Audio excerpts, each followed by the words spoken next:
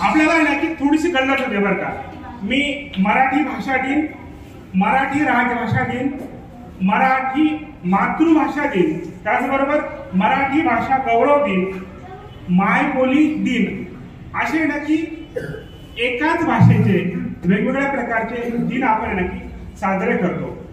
मुलांनो, ह्याच महिन्यामध्ये आपण 27 फेब्रुवारीला कुसुमाग्रज, ज्यांना आपण वा शिरवाडकर म्हणतो, शिरवाडकर हे दत्तक गेलेले आहेत। ते मूळतः पुण्याचे आहेत, पण नाशिकला शिरवाडे या गावामध्ये त्यांना दत्तक दिल्यामुळे त्यांचं नाव शिरवाडकर पडलेलं आहे।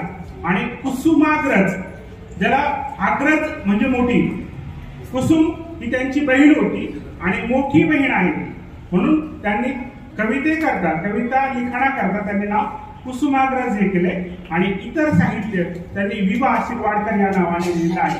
त्यांचा जन्मदिवस, त्यांनी आपल्या मराठी भाषेचा गौरव हा पूर्ण जगामध्ये वाढवला म्हणून त्यांचा जन्मदिवस महाराष्ट्र शासन हे मराठी भाषा दिन किंवा मराठी भाषा गौरव दिन म्हणून साजरा करतात।